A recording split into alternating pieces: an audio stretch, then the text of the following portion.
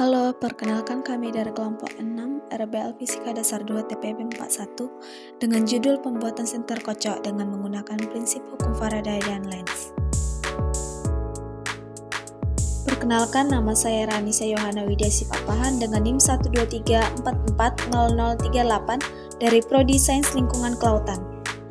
Perkenalkan, nama saya Nabila Zahra Tunisa dengan NIM 123440042 dari Prodi Sains Lingkungan Kelautan.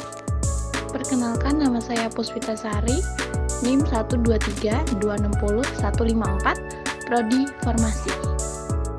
Perkenalkan, nama saya Andi Kemanurung dengan NIM 123440044 dari Prodi Sains Lingkungan Kelautan.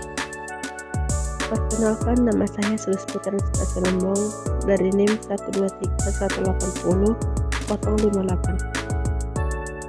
Apa sih hukum Faraday itu? Hukum Faraday adalah hukum yang menjelaskan tentang hubungan antara jumlah listrik yang digunakan dengan massa zat yang dihasilkan, baik di katode maupun anode pada proses elektrolisis. Hukum ini ditemukan oleh Maxwell Faraday, seorang ahli kimia dan fisika asal Inggris pada tahun 1834. Dalam percobaan kedua yang dilakukan pada September 1831, Faraday menemukan induksi magnet listrik berupa produksi arus listrik yang stabil.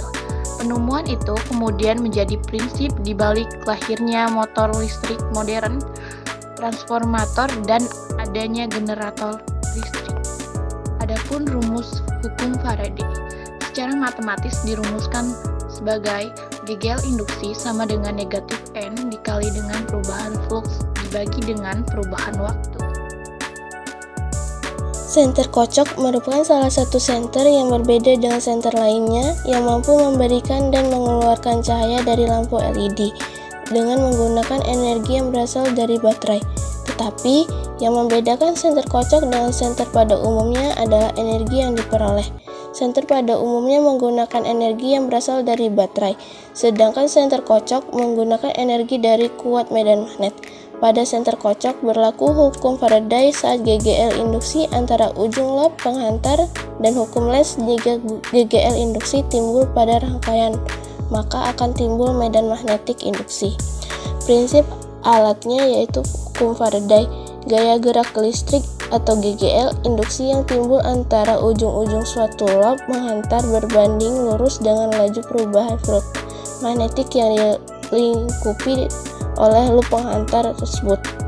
Hukum Lenz, jika GGL induksi timbul pada suatu rangkaian, maka arah arus induksi yang dihasilkan sedemikian rupa sehingga menimbulkan medan magnetik induksi yang menentang perubahan medan magnetik atau arus induksi berusaha mempertahankan flux magnetik totalnya konstan. Alat dan bahan yang digunakan yaitu gunting, kawat tembaga, paralon, magnet, dan lampu LED. Berikut langkah pengerjaannya. Pertama, lilitkan kawat tembaga pada pipa. Kedua, rekatkan bagian akhir kawat tembaga menggunakan laban atau selotip agar tidak mudah lepas. Ketiga, lalu kikis bagian ujung kawat tembaga.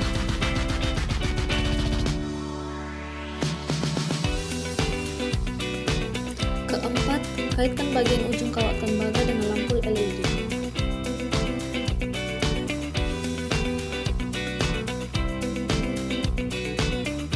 Senter kocok siap digunakan dan percobaan pun berhasil. Di sini saya akan menjelaskan kelebihan dan kekurangan dari senter kocok.